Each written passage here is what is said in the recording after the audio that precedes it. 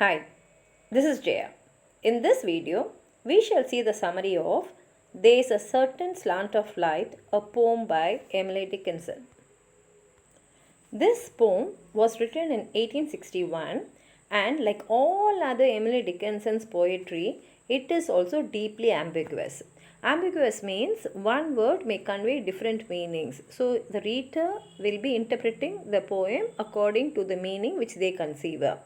And then later it was first published in 1890, but it was altered and published in its original form in 1955.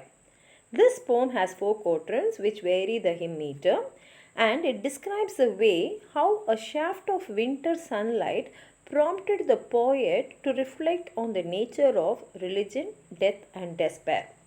Perhaps the poem suggests such a feelings are in fact part of a message from God. In any case, seeing this poem, it utterly transformed the speaker's understanding of the world itself. It begins like this. There is a certain slant of light, winter afternoons, that oppresses like the heft of cathedral tunes.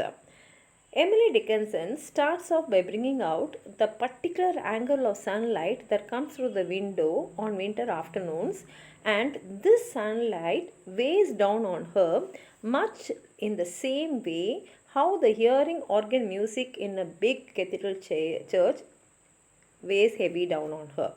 And she says, whenever I go to the church and when I listen to this organ music, I find a heaviness in my heart. And in the same way, in the winter afternoons, when I see this sunlight, the same heaviness comes to me. So she thinks that this sunlight is a message from God. So she says, heavenly hurt it gives us. We can find no scar, but internal difference where the meanings are. So she says, whenever I see the sunlight, there is a pain. And since this is nature and nature is created by God, she calls it as divine pain. And because it is divine, we cannot see any visible marks. But definitely there is a transformation in us. And that is what creates different meanings of things which we did not see earlier. And it also tells about her internal and religious thoughts that she possessed and that she reveals in this poem. Next she says, none may teach it, any. It is the sealed despair and imperial affliction, centers of the air. She says, this feeling no other people can teach us. And the same way, this feeling itself have nothing to learn.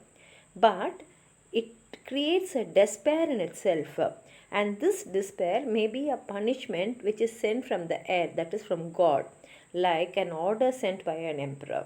And this, she says, definitely shows the power of God on human beings. And in the last stanza, she says, when it comes, the landscape listens, shadows hold their breath. When it goes, it is like the distance on the look of death. So she says, when this feeling comes, the land itself will stand still and it listen carefully. And when this feeling comes, even the shadows will hold their breath. And one will feel as though they are at a very, very far distant place, like the look in the eyes of a corpse. This final stanza has a strong natural imagery, and the lyrical voice describes how nature listens to everything and everyone. And the main themes of the poem are nature of despair, religion and nature, truth and transformation. It is a very, very, very emotional poem by Emily Dickinson. If you have anything more to add on to what I've said, please write it in the comment box.